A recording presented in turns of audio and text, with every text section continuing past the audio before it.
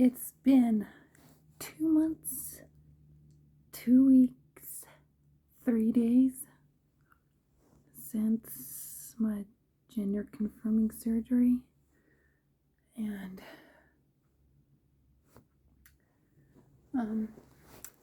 I seen the pelvic floor specialist a few days ago, and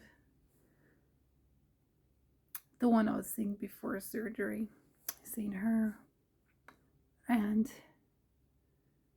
she checked everything, and some places that were tight before surgery are still tight, or they've become a little bit tighter. So she's wanting me to continue doing my stretches, and where the scar line is, she's wanting me to, there's one spot where the spa is having issues with the scar abscess. She wants me to massage that like in a clockwise motion, trying to get that to flatten down. And the raised spot on the upper part of the scar line on the left side, she's wanting me to massage that as well, trying to get that to flatten down. The way she's wanting me to massage is going left and right, like back and forth like that, trying to help it to flatten out. And because of some of the issues I've been having with the nerves stinging, she's added another thing to my routine I have to do now for 10 minutes every day. She's wanting me to do, it's because the issues I've been having with the nerves, the surgeon is wanting me to do more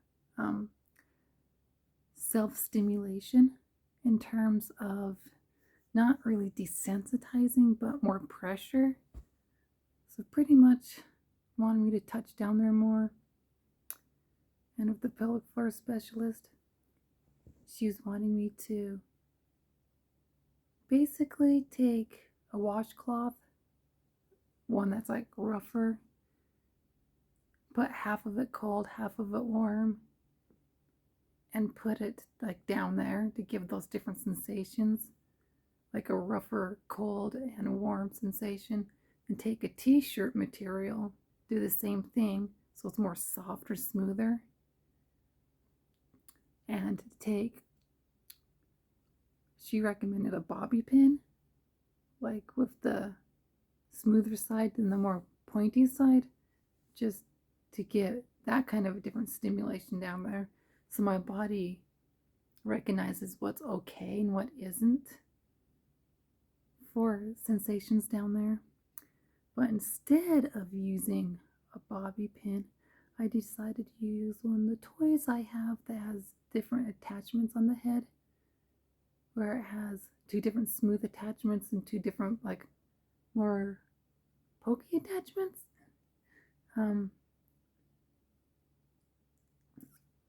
Because that would give the same sensations that she's wanting instead of using a bobby pin, and that would help a little bit better. And she also mentioned using a vibrator, one you can change the speed and have it on the lowest speed, and have it on down there to help with that kind of a sensation. So it's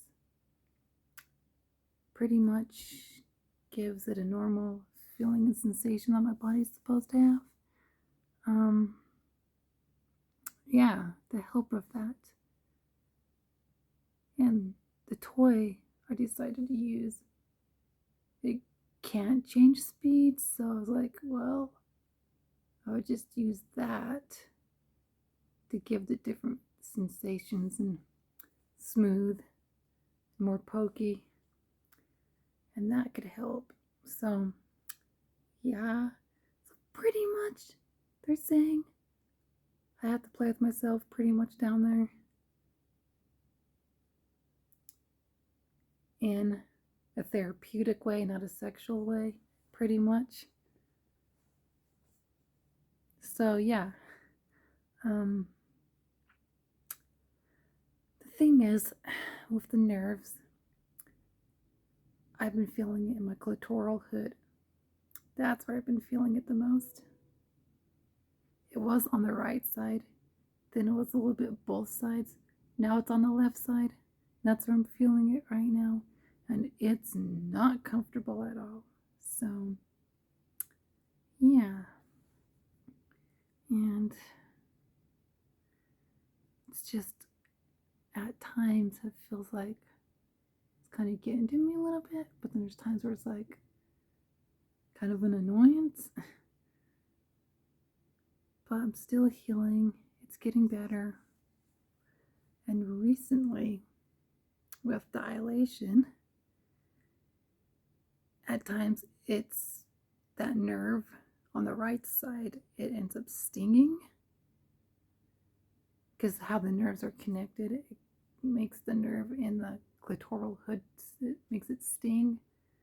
Having it like what they wanted me to angle it, so the curved part, the dilator, is pushing against that nerve to help with that kind of the stimulation, so my body knows it's okay.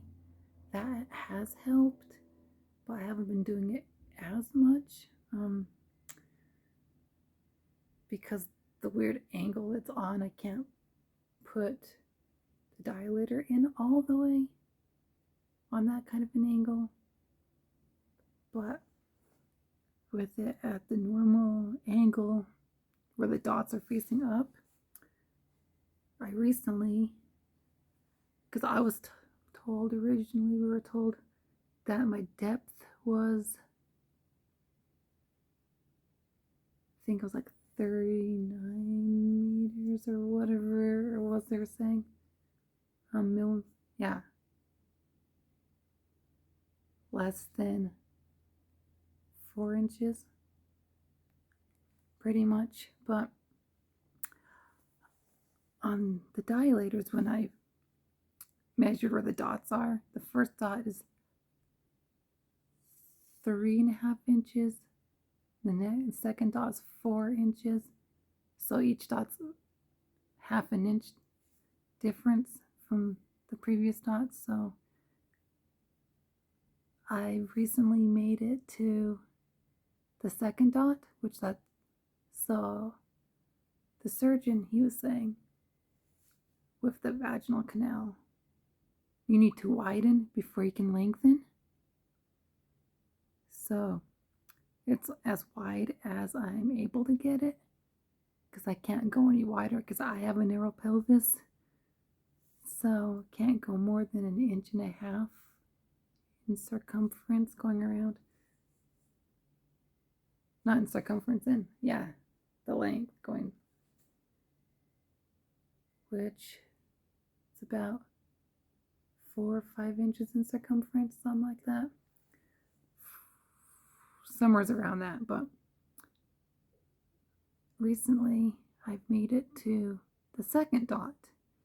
So I've actually increased in depth while dilating. And I've noticed I've increased it a little bit more than the second dot. Somewhere's in between the second and third dot. So I've been able to increase in depth, which I've noticed since I've increased in depth. The last toy I tried using, it was more comfortable. It felt better because I'm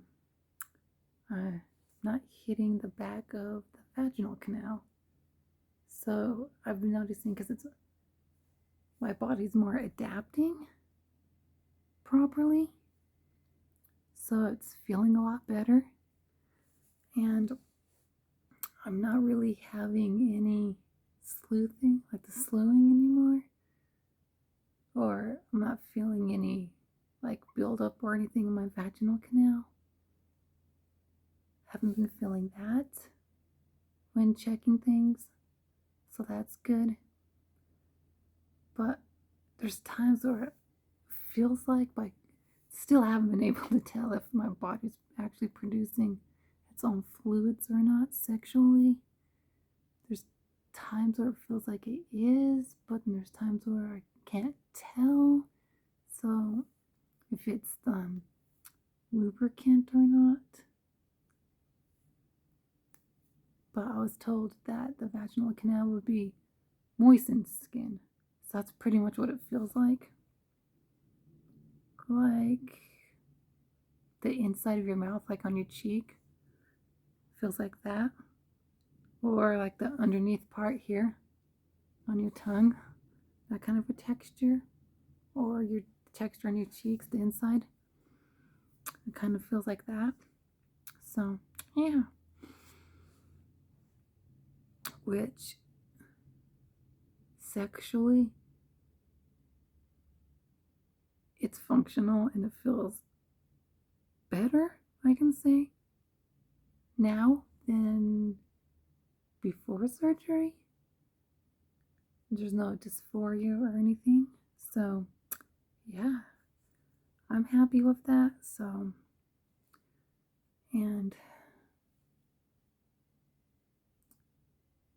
the only other changes I've been noticing since surgery, my butt is gotten bigger, fuller. My leg hair is growing slower, and I've noticed there's spots where there's less hair, but not too much less.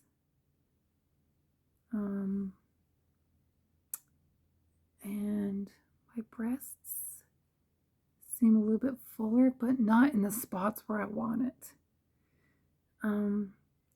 It's not becoming fuller on top, but it's more of the sides through here is where I'm noticing it, through pretty much through this area. Not up here, but more like through like that, which it's kind of annoying sometimes because having shallower breasts makes it more difficult with clothing fitting right. I've always had that issue since my breasts have grown and started growing, and it's just part of how my body is. So I'm hoping they continue filling in the right spots. And the other thing I've noticed, last was checked, I gained weight. It was 121 pounds. So, yeah.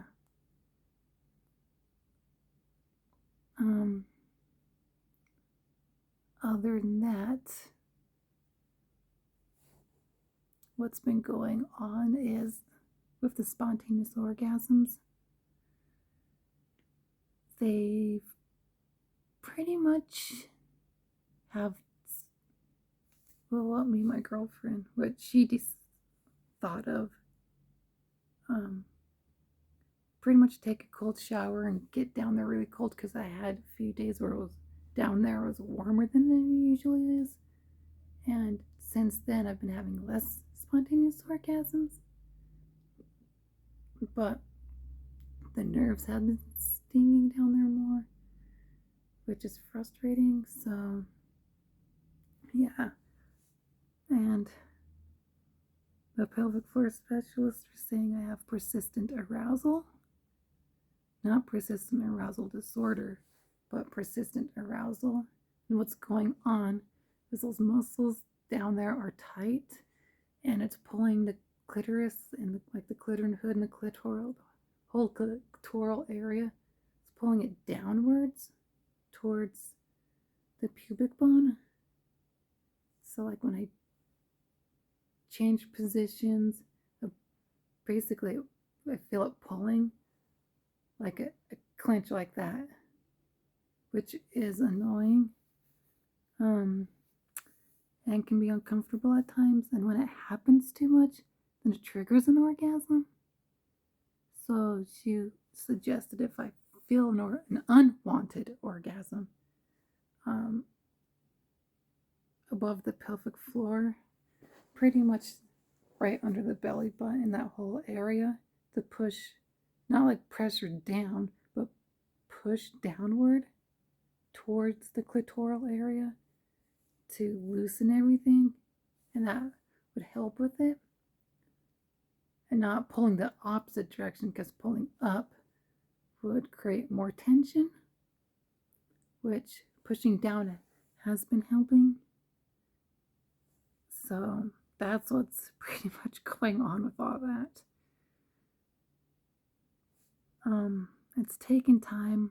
Some of the muscles I've noticed have been loosening up, but not to the point where I need it. So I'm just doing the best I can right now with everything. It sucks. It's uncomfortable at times with the nerve endings and the clitoris being pulled down like that. But other than that, I haven't been having urinary issues like I was before surgery. It's gotten better, but the only issue I've been having at times when I have to go, when it's like one of those stronger urges to go, and I try to hold, like when you clench the muscles to hold the urine back, even though I can feel that the muscle clenched, I still have a moderate amount of leakage, which that didn't happen before surgery.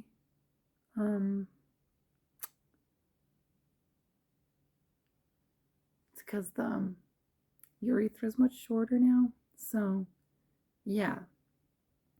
Which I was told in the past by the very first urologist I seen, I would always have this issue.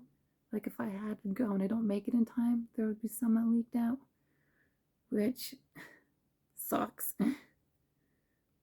Luckily, it hasn't happened in public, but so that's kind of like a good thing. Let's see.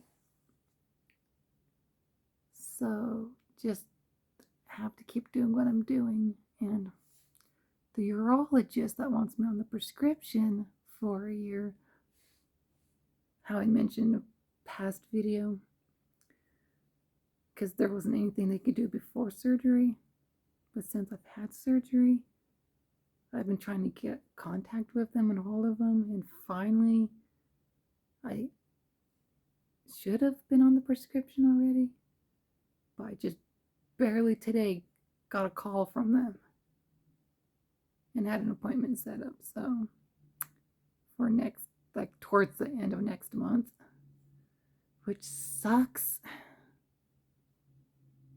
but it is what it is. I have to do what I have to do, and yeah, hopefully the urinary issues get better, because it sucks having them. But at least I'm not having leakage like I was before surgery, and the strong urges to go a lot.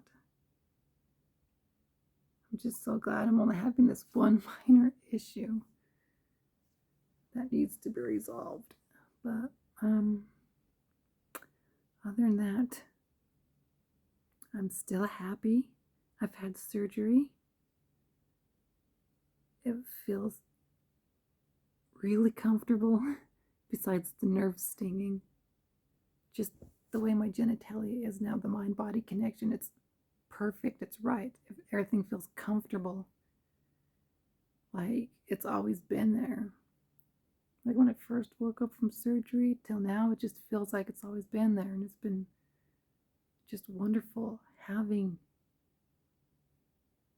that correct signals being sent, mind-body connection, and I would not trade that for anything. Because not having dysphoria from it is so good for my mental health. And I'm so happy. Even though I'm going through all this stuff, I'm still happy I've had surgery. I never thought it was going to go, how everything for me, how well everything's gone. To a point. I'm just really glad that I was able to get it and get to this point. And the one thing that comes to mind right now is my therapist I used to have. She said, what's more important to you? It's like this or surgery? Like your health or this other thing or your health? And surgery has really improved my mental health. I can say that. Not 100%, but because I still have issues I deal with on a day-to-day basis with my Asperger's and whatnot. So, and a little bit of dysphoria here and there with facial hair that's left. That's through here and all this. That dysphoria hasn't gone away, but from my genitalia being mismatched compared to how it matches now, that dysphoria has gotten almost 100% better, I can say. Until it's fully healed, there's going to be that percentage that's dysphoria that's still there a little bit when things get to me. But other than that, I'm very happy that I've had it done. So, yeah. So other than that, please comment, rate, and subscribe.